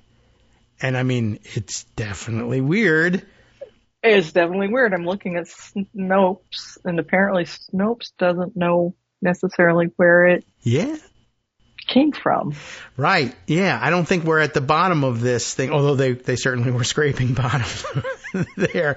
But yeah, I still don't know whether that was a prank or not a prank. And it could go either way because it's so weird and stupid. These people could be into it because they're weird. And anyway, I was just sort of wondering, like, so given that they're like, hey, everybody, J.D. Vance is a natalist and so virile. Everybody wants to have J.D. Vance's babies, but of course, how will you be having them? Because one way would be a sex scandal for the vice presidential candidate, and the other way would be presumably problematic with the IVF issue because that's the other way. So I don't know what to, but none of this has ever made any sense. It's not like consistency was. Okay, you know. Some of them that Snopes thinks were AI generated, some of them were not, but were part of an inauthentic effort to generate viral headlines. So. Yeah, I just don't know whose inauthentic effort or, where did why, this come from? Or was it Republicans certainly do inauthentic things to try to generate, I don't know. It just didn't seem like it was fully beneficial for them, but also that they were the kind of people that wouldn't realize that. So, I don't know. But, hey, welcome back. I thought I would just surprise you with that one. I had missed this entirely. Good for you. I'm sorry I ruined that for you. That's okay. Now I'm down the rabbit hole of J.D. Vance sperm. Yeah, my goodness. I didn't think, this probably helped you, recover and regain your spirits not knowing. So hopefully you can brush this off and go right past it. And for instance, let's say we cover a different topic entirely. We could do that. Yeah. What do you have in mind? Well, let's see. What else is going on here? I'm scrolling through not only what's coming up in Congress, but what you've been covering. Let's see. There's the Sam Brown story that you were covering. Was that his claim? He too just a small town guy? Small town guy, humble beginnings, blue collar. His family owns an NFL team, the Cincinnati Bengals. Oh, okay. And his family apparently has been propping him up politically for quite a while in most of his campaigns. Okay. What's his electoral experience before? Was he a state legislator or something? Or he's only run. So no real political experience. His experience is as an anti-abortion activist. All right. He ran for a seat in the Texas State Senate and lost. Huh. Then he moved to Nevada. Yeah, and that's where he's ran now. For Senate 2 years ago and lost, and is now running for Senate again. Okay. Well, why not start with Senate? Probably lose again. Yeah, he's not a SEAL. Was he a Ranger? He was in the military. Okay. Had a pretty high rank. Was horribly wounded in a fire, and his face is disfigured by that. But he's also an extreme anti-abortion forced birther. Of course. Extreme. And that has been that, and what's the word? Speaking engagements, motivational speaking has been primarily what he's done since he returned from the Army. It's interesting this is a standard formula, I guess, for Republicans, although for many years after the military, they would hold jobs of various kinds or be in elective office and then seek higher elective office. But I've been thinking a lot of it lately about that J.D. Vance is as new to politics as you could possibly be. He won for the first time. I guess he ran for the first time in 2022. And just thinking about it, really hasn't sunk in with people. That guy got elected for the first time less than 2 years ago. And his second political campaign ever in his life is for the vice presidency. Mm-hmm. And that's really kind of astonishing. He's, just now turned 40 years old.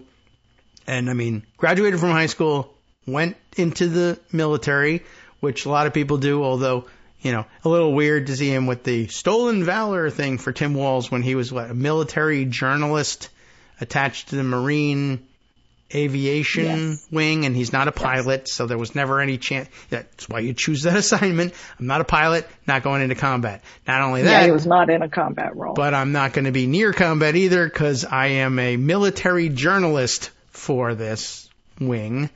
And okay, fine, whatever. People need to do that. And then it's service, Yale.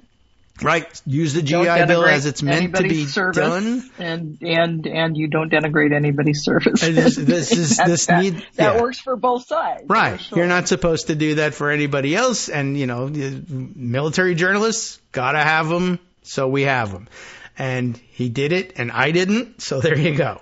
But then he uses the GI Bill as is again proper and right, and what we want you to do: get an education.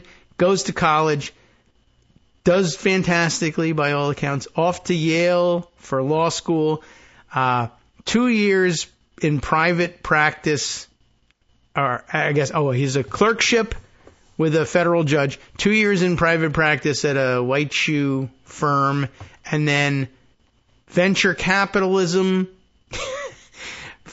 and then running for Senate. And then 2 years after that, less than a third of the way through your term, I'm out of here again. This guy really hasn't held any jobs for very long. I guess the military was the longest job he's held.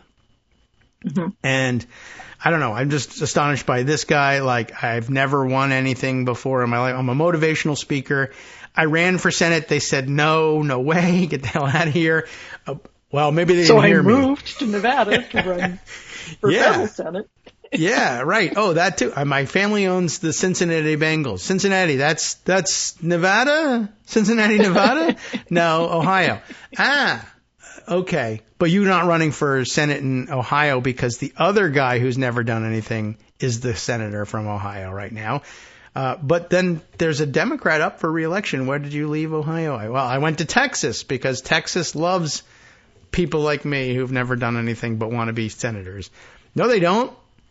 Maybe Nevada does. All right. Well, as it turns out, they don't either.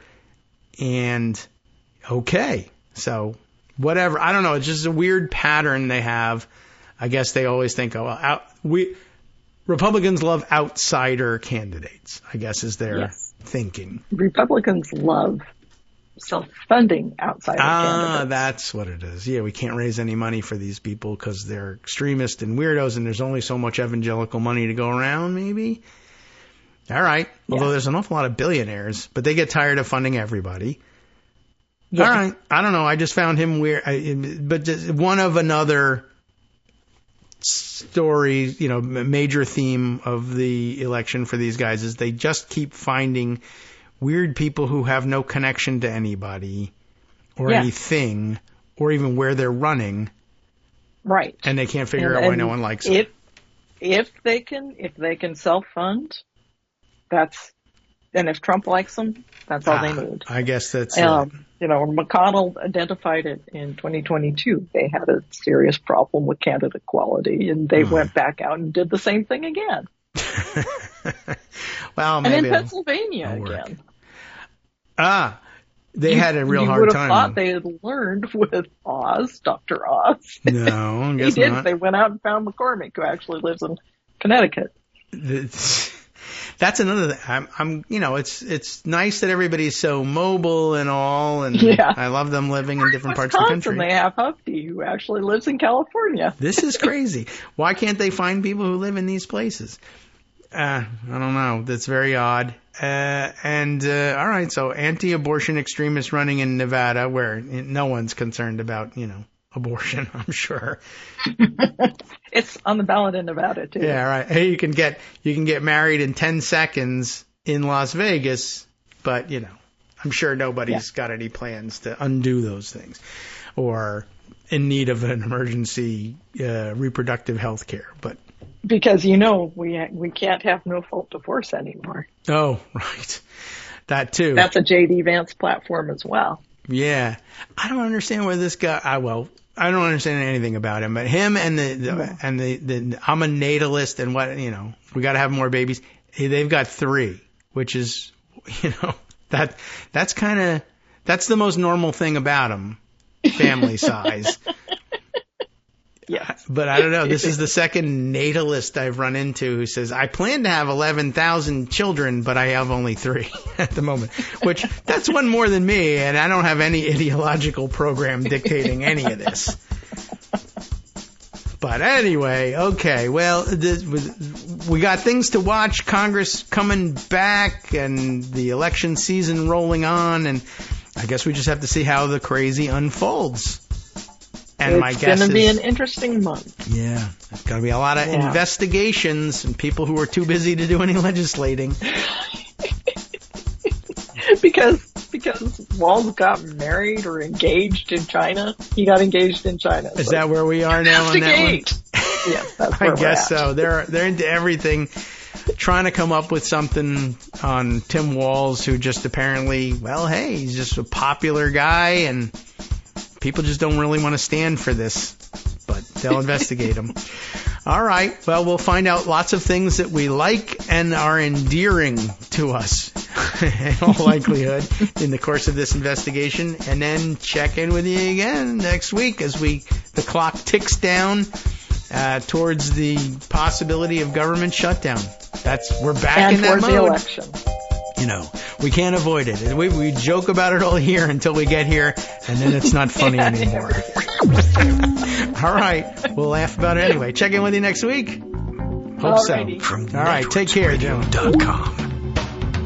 You have been listening to Kagro in the Morning with David Waldman. All right. Time to hand things over now to Justice Putnam, who is ready and raring to go. He went, in fact, yesterday. And today's Tuesday show. What's on tap here today? The oldest Latino civil rights group in the U.S. calling on the Department of Justice to investigate Texas Attorney General Ken Paxton's raids on their members' homes. Huge story. Good to hear.